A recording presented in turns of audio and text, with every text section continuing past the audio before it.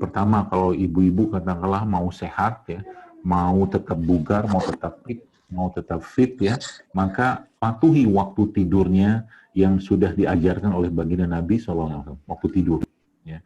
Karena waktu tidur itu waktu yang paling efektif tubuh kita untuk meremajakan dirinya. Dan waktu tidur Nabi SAW adalah beliau umumnya beliau tidur setelah Isya. Ya, setelah Isya beliau tidur. Ya. Terus nanti tengah malam sekitar jam 1 atau jam 2 nanti beliau bangun untuk sholat malam.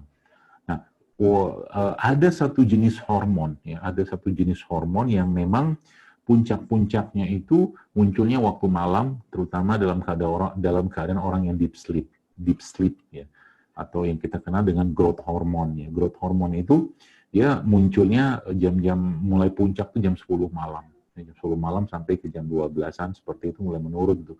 Nah, kalau boleh saya katakan, kalau kita sudah mempersiapkan diri saat itu dengan tidur yang benar seperti tidurnya Nabi itu seperti apa? Ada penjelasannya. Nabi katakan, matikan lampumu. Jadi kalau mau tidur itu matikan lampu. Ya. Jadi kalau yang biasanya tidurnya katakanlah tidak memungkinkan untuk mati lampu, matikan lampu. Karena memang otak kita itu menangkap sinyal dari mata ini dengan cahaya. Ya, nanti bangun waktu malam atau mungkin tidur waktu Isya tadi sampai malam kemudian bangun lagi. Nah, itu cara-cara terbaik untuk peremajaan sebenarnya. Jadi kalau Anda buka riset ya, ibu-ibu buka penelitian-penelitian tentang hubungan tidur dengan kanker, hubungan tidur dengan penyakit-penyakit degeneratif itu sangat erat kaitannya. Makanya Islam memberikan pedoman waktu tidur ya, waktu-waktu tidur yang waktu-waktu tidur yang sangat dianjurkan untuk tidur. Ya, pertama adalah tidur sebelum zuhur atau sesudah zuhur, dan itu pun tidak lama. Kita kenal dengan qailullah ya. Kemudian Nabi tidak tidur antara maghrib dan isya ya, nah tidur itu. Nanti Nabi tidurnya pada isya sampai malam. Kemudian Nabi tidur lagi antara azan dan iqomahnya subuh, tidur sebentar. Jadi waktu azan dan iqomah itu Nabi SAW itu tidur sebentar, ya seperti itu. Kemudian Bapak Ibu sekalian, Nabi tidur lagi,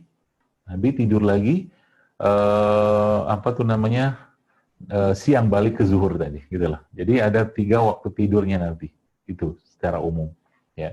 Maka itu patuhi waktu tidur. Jadi jangan suka begadang, jangan suka nggak tidur. Jadi kalau nggak penting tidurlah gitu kan.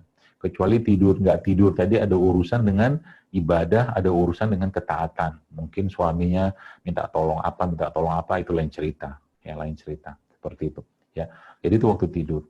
Nah, tubuh kita ya, tubuh manusia secara umum ya, apalagi wanita itu secara umum ya, kalau kita lihat angka penyakit degeneratifnya itu sebenarnya secara umum dia nggak banyak ya, nggak terlalu banyak seperti halnya laki-laki ya.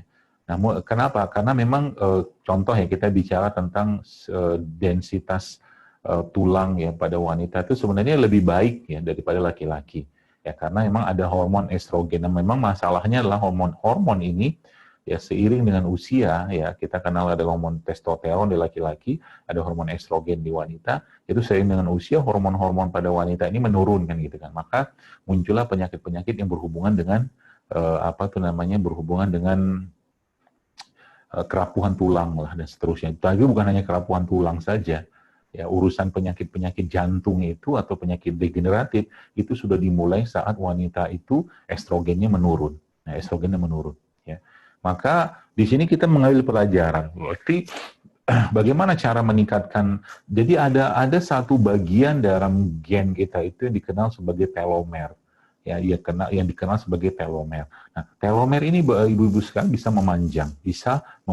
Kalau dia memanjang, ya, maksudnya usia seseorang itu akan lebih awet, ya, awet. Jadi kualitas hidup segala macam tuh akan lebih awet. Dan telomer ini bisa diperpanjang. Itu ternyata dengan cara apa? Dengan cara berpuasa. Jadi kalau boleh saya katakan, di usia 50 tahun seperti sekarang ini, ibu sekalian, itu waktu yang paling tepat Anda pertama untuk memperbanyak puasa-puasa sunnah. jika suami tidak meminta Anda untuk tidak puasa. Ya, misalkan ada keperluan hajat suami istrinya, misalkan gitu kan, dia akhirnya memanggil Anda, itu lain cerita. Tapi kalau saya boleh menyarankan, di usia 50 tahun, perbanyak puasa-puasa sunnah, karena itu akan memperpanjang telomer yang ada pada gen tadi. Seperti itu. Ya. Atau kalau sekarang kan, kalau dunia barat mengenalnya sebagai intermittent fasting. Jadi sebenarnya kita nggak perlu intermittent fasting. Jadi kalau Anda mau mengawet mudakan sel, jadi kalau mau ditanya mengawet mudakan sel, mencegah penyakit degeneratif, menyeimbangkan hormon, memperbaiki sel-sel yang sudah rusak, membuat tubuh itu memakan sel-sel yang rusak, segala macam, maka jawabannya puasa. Itu yang pertama. Kalau yang kedua, ya, iman itu, kalau kita bicara ini, saya lompat-lompat sana sini aja. Jadi iman itu ya salah satu yang menyebabkan lemahnya iman itu adalah terlalu banyak makan. Maka mulai sekarang, kalau boleh saya sarankan kepada ibu-ibu sekalian ya, yang sudah jelang 50 tahun ini, salah satu cara untuk meremajakan sel adalah jangan terlalu banyak makan, tapi Anda mulai praktekkan. Ada ilmunya nih, ada ilmunya, yaitu makan itu cuma sekali sehari cukup. 1 kali sehari cukup. Ya. Yang Anda perlu kuatkan adalah, atau mungkin Anda perlu pelajari adalah bagaimana makan sekali sehari itu sudah menguatkan badan Anda, mencukupi kebutuhan kalori, dan yang membuat tubuh Anda terus terdetoks. Bagaimana cara pola pikir yang kita bisa jelaskan? Atau mungkin saya bisa jelaskan. Jadi gini, tubuh kita, ibu-ibu sekalian, itu punya bahan bakar, ya, bahan bakar untuk bergerak untuk sebagai energi.